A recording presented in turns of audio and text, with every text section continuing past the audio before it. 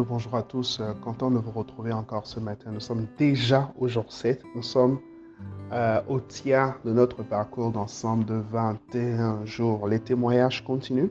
N'oubliez surtout pas d'envoyer votre témoignage pour ce que le Seigneur est en train de faire dans votre vie à travers ces 21 jours. Nous rendons grâce à Dieu. Je suis tellement reconnaissant pour ces 21 jours. C'est pas évident, d'accord? C'est pas évident dans la pratique, mais quel privilège en fait d'être un instrument entre les mains du Seigneur pour la transformation des vies. Quand je vois le nombre de personnes qui ont été guéries, le nombre de personnes qui ont été libérées, certaines personnes en lisant les témoignages des autres, sont remontés dans les audios pour aller chercher, par exemple, l'audio sur la délivrance, l'envoûtement par la nourriture. Et je recevais un témoignage hier d'une sœur qui me disait, alors qu'elle écoutait l'audio, elle a commencé à avoir mal au ventre. C'est comme si quelque chose tournait en fait dans son ventre. Et elle s'est mise à prier, à proclamer la parole de Dieu. Et qu'est-ce qui s'est passé? Elle a été libérée. Et je vois cette libération se produire également dans la vie d'une personne aujourd'hui au nom de Jésus. Amen. Alors, depuis hier, nous sommes dans Nombre au chapitre 27. Nous sommes en train d'étudier Nombre 27 du premier verset au 10e verset. Nous sommes en train d'étudier en fait ce passage magnifique, l'un des merveilleux passages en fait du livre des Nombres, qui nous montre en fait l'audace, d'accord, l'audace. Et je vois vraiment cet esprit d'audace, de force et de ténacité saisir quelqu'un en cette saison dans le nom de Jésus. Rappelez-vous que le Seigneur nous a dit que cette année, en fait, nous sommes forts. Cette année, nous sommes forts. Nous ne sommes pas forts pour nous coucher, mais nous sommes forts, en fait, pour pouvoir agir. Nous sommes forts dans l'action. Nous sommes forts dans les pas que nous posons. C'est alors que nous posons, en fait, des pas d'audace que la force du Seigneur qui est déjà en nous se manifeste pleinement. C'est ton partage et c'est mon partage dans le nom de Jésus. Alors, on l'a dit hier, tant que nous ne nous levons pas, les hommes ne bougeront pas. Tant que nous ne nous levons pas,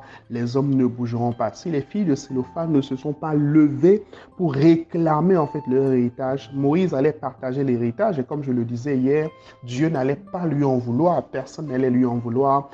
Tout simplement parce que, voilà, personne ne s'est levé pour réclamer. Je vois quelqu'un dans cette saison réclamer sa santé, réclamer sa paix, réclamer sa joie, réclamer ses finances, réclamer son foyer, réclamer sa famille, réclamer ses proches au nom puissant de Jésus-Christ de Nazareth. Mais deuxième chose aussi importante que je partage avec vous aujourd'hui, c'est que tant que vous ne vous levez pas également, Dieu ne se lèvera pas. La Bible dit que tout ce que vous liez sur la terre sera lié dans le ciel. Je l'ai dit hier, normalement, on devrait dire que tout ce que vous liez au ciel sera lié sur la terre, parce que voilà, le ciel est en haut et la terre est en bas. Mais non, la Bible dit que tout ce que nous lions sur la terre sera lié au ciel. Donc c'est en fonction des actes que nous posons en fait sur la terre que le ciel répond, que le ciel répond. Vous savez, il y a trois catégories de personnes en face des situations difficiles de la vie, en face des situations compliquées. Premièrement,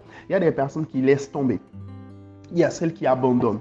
Il y a celles qui disent, bah, allez, bon, j'accepte en fait le verdict. J'accepte, c'est bon. Hein?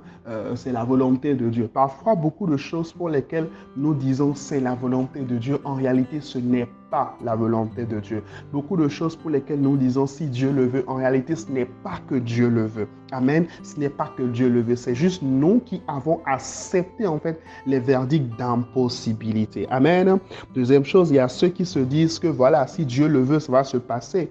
Et il se résigne en fait. Il se résigne, il laisse tomber, il ne bouge pas, il n'essaie pas de bouger les lignes, il n'essaie pas de changer les choses, il croise les bras de manière inactive et ils se disent, allez, si Dieu le veut, un jour, j'aurai ce mari. Si Dieu le veut, un jour, j'aurai cette femme. Si Dieu le veut, un jour, j'aurai cet emploi. Si Dieu le veut, un jour, je vais voyager. Non, tu dois te lever dans la prière. Tu dois te lever par les actions que tu poses. Tu dois te lever, en fait, par les pas que tu poses de manière prophétique pour posséder ce qui est à toi. Vous savez, Dieu a mis le territoire de Canaan devant Israël, mais tant que Israël, en fait, ne se levait pas pour combattre, d'accord, pour combattre les géants qui étaient sur son territoire, ils ne possédaient pas le territoire. Est-ce que le territoire est à eux? Oui, le territoire est à eux, mais il fallait quand même combattre avant de pouvoir posséder le territoire. Donc, il y a une forme de combat, d'accord, que nous devons faire forcément dans notre vie. Jésus a déjà remporté la victoire pour nous. Nous ne combattons pas pour la victoire, mais nous combattons dans la victoire, mais nous combattons quand même. Et vous avez la troisième catégorie de personnes, c'est-à-dire ceux qui se lèvent véritablement pour refuser les verdicts d'impossibilité. Et on voit l'exemple palpable avec Ézéchias à qui le prophète Ésaïe, l'un des prophètes majeurs de la Bible, le prophète même qui a annoncé, d'accord, la venue du Messie, le prophète qui a eu des visions excellentes, des visions extraordinaires. Il vient voir Ézéchias et il dit à Ézéchias, écoute, tu vas bientôt mourir, c'est bientôt ta fin, range ta maison, range tes affaires, arrange-toi, c'est bientôt le départ. Et la Bible dit qu'en fait, Ézéchias s'est tourné vers le mur. Ézéchias a crié à Dieu. Ézéchias a dit, Seigneur, non, pas maintenant. Je ne peux pas partir maintenant. Je ne partirai pas maintenant. Je refuse en fait de partir maintenant. Seigneur, fais grâce, fais miséricorde. Je vois cette même grâce couler sur quelqu'un maintenant dans le nom puissant de Jésus. Je veux que tu lèves ta voix maintenant avec moi et tu dis, Seigneur, dans le nom de Jésus, je prie maintenant pour sortir de toutes les situations désagréables, de tous les blocages que j'ai acceptés dans ma vie et qui ne sont pas de ta volonté, qui ne sont pas conformes à ta volonté. Dans le nom de Jésus, toutes les situations dites impossibles. Ta parole déclare que tout est possible à celui qui croit. Alors Père, ce matin, je crois et je marche dans le tout est possible. Je marche dans le tout est possible. Dans le nom puissant de Jésus, j'ordonne maintenant aux montagnes. Commence à parler maintenant aux montagnes qui sont devant toi. Ordonne aux montagnes. J'ordonne aux montagnes qui sont devant moi, qui sont devant ma famille, qui sont devant ma maison, qui sont devant mes enfants, qui sont devant, Seigneur, mes projets. Dans le nom de Jésus, déplacez-vous. La Bible dit, si vous avez la foi, vous pouvez ordonner à cette montagne, déplace-toi et va te jeter dans la mer et il en sera ainsi. Je déclare et je décrète ce matin, dans le nom puissant de Jésus, que toute montagne qui se dresse devant moi, qui es-tu, toi, grande montagne, devant Zorobabel, tu seras aplani. Je déclare et je décrète ce matin sur ma vie et sur ma destinée. Toutes les montagnes qui sont devant moi sont aplanies dans le nom puissant de Jésus-Christ de Nazareth. Dans le nom puissant de Jésus-Christ de Nazareth. Amen. Dans le nom puissant de Jésus-Christ de Nazareth. Amen. Écris avec moi aujourd'hui, les montagnes sont aplanies. Les montagnes sont aplanies. Troisième chose importante que j'aimerais vous dire ce matin, c'est que si vous ne vous levez pas, d'accord, Satan et les circonstances vous priveront d'une partie de votre héritage ou encore d'une partie de vos bénédictions. Si nous ne nous levons pas, amen, si nous ne nous levons pas, Satan et les circonstances. Je parle de l'ennemi parce que nous avons un adversaire. La Bible nous informe que nous avons un adversaire. D'accord? Nous n'avons pas à lutter contre la chair et le sang, mais contre les esprits. Mais la vérité, c'est que nous avons à lutter quand même. Il serait incomplet, d'accord, dans la vie chrétienne, d'ausculter, de se dire, voilà, Satan n'existe pas, Satan n'existe que dans la tête. C'est faux. L'ennemi existe et l'ennemi nous combat. 1 Thessaloniciens chapitre 2. Verset 18, version parole de vie, la Bible dit, nous avons voulu vous rendre visite plusieurs fois. C'est l'apôtre Paul qui parle. Il dit, nous avons voulu vous rendre visite plusieurs fois. En tout cas, moi, Paul, j'ai voulu le faire. Mais Satan nous a empêchés. Satan nous a empêchés. Satan nous a empêchés. On le voit également dans le livre de Daniel, alors que Daniel a résolu de crier à Dieu, alors que Daniel a résolu de prier. Dieu avait envoyé la réponse, d'accord, mais la réponse n'est pas parvenue à Daniel parce qu'il y avait une opposition en fait dans le ciel, il y avait une guerre en fait dans le ciel qui bloquait en fait le fait que Daniel reçoive en fait la réponse. Donc il est important de prendre conscience du combat spirituel dans lequel nous sommes et de livrer en fait ce combat de manière consciente, de manière intentionnelle et dire à Satan en fait, tu ne me bloqueras pas, tu ne m'arrêteras pas, tu dégages de mon chemin, tu ordonnes aux esprits de famille, aux esprits de la maison de ton père, aux esprits de la maison de ta mère, aux limitations. Ce qu'on a dit que personne ne peut faire dans ta famille, ce qu'on a dit que personne ne peut réaliser dans ta famille, je te vois réaliser cela dans cette saison dans le nom de Jésus. Les amis, ne soyons pas ignorants. La Bible dit ne soyons pas ignorants des desseins de l'ennemi. C'est très très important. 1 Corinthiens 16, versets 8 et 9, version Bible français courant. La Bible dit, je compte rester à Éphèse jusqu'au jour de la Pentecôte, car une occasion favorable m'y est offerte de me livrer à une activité fructueuse, bien que les adversaires soient nombreux.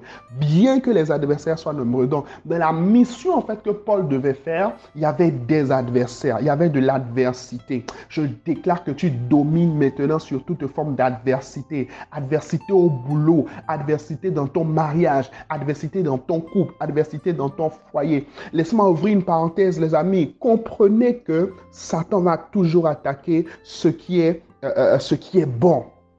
Amen. Satan va toujours attaquer ce qui est bon. Il a commencé à le faire depuis le jardin d'Éden. Il n'a jamais changé de stratégie. Il est toujours le même. De même que Jésus est le même hier, aujourd'hui, éternellement, Satan est le même hier, aujourd'hui et éternellement également. Il n'a jamais changé de stratégie. Il est toujours le même. Il va toujours venir aussi au travers des circonstances. Venir aussi au travers des circonstances. Parfois, vous allez avoir l'impression que les circonstances, en fait, sont contre vous. Les circonstances dans lesquelles vous êtes sont contre vous. Vous devez apprendre à ordonner, en fait, aux circonstances de s'aligner. Dernier point, c'est que si nous nous levons vraiment dans la prière, comme les filles de Célophane, si nous nous levons, les choses peuvent changer pour nous, mais aussi pour notre génération. Amen. Les choses peuvent changer pour nous, mais aussi pour notre génération, pour les enfants qui sortiront de nous, pour les gens autour de nous, pour notre famille.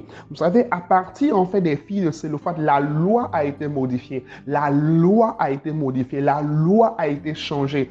Pourquoi? Parce qu'elles se sont levées pour réclamer en fait ce qui était à elles. Pourquoi? Parce qu'elles ont osé se lever pour réclamer, pour prendre possession de leur héritage. Je vois quelqu'un dans cette saison se lever et réclamer en fait ce qui est à lui. Je déclare et je décrète, ou du moins confesse avec moi, les souffrances que j'ai eues dans ma vie, les difficultés que j'ai eues dans ma vie. Mes enfants ne les auront pas. Les enfants qui sortiront de moi ne les auront pas. Dans le nom puissant de Jésus, déclare maintenant que ta progéniture est mise à l'abri. Dans le nom de Jésus, déclare avec moi ce matin qu'à partir de toi, c'est un cycle de bénédiction, un cycle de faveur, un cycle de grâce, un cycle d'ouverture surnaturelle qui commence à partir de toi et qui s'étend sur plusieurs générations,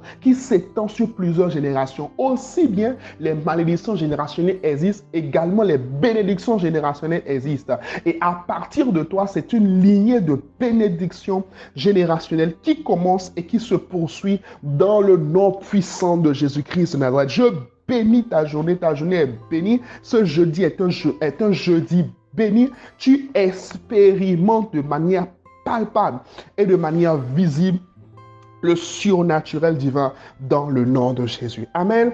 Alors, pour ce septième jour de ce programme de 21 jours, nous allons tous ensemble en fait faire une offrande. Amen. Pour ce septième jour, toutes les personnes, que tu sois sur le groupe Winners, que tu sois, peu importe où tu es, nous allons tous ensemble faire une semence pour sceller ces 7 premiers jours. Donc, tu peux envoyer ton offrande maintenant au 67 25 89 87. 67 25 89 87. Ou encore au 65 80 80 69. D'accord? Pour ces 7 premiers jours. Je t'encourage vraiment à le faire. J'ai beaucoup lutté avec cette instruction hier, mais je t'encourage vraiment à le faire. Je prie ce matin, à la fin de ces 7 premiers jours, dans ce parcours de 21 jours, que nous avons commencé. Je prie dans le nom puissant de Jésus, alors que tu obéis à ces instructions, que Dieu te surprenne en cette saison. Que sa grâce, sa faveur, particulièrement sur le plan financier, soit ton partage dans le nom de Jésus. Je te vois rentrer dans un repos où la provision divine est pleinement ton partage dans le nom de Jésus. Amen, amen. N'oublie pas de partager cet audio à 21 personnes au moins.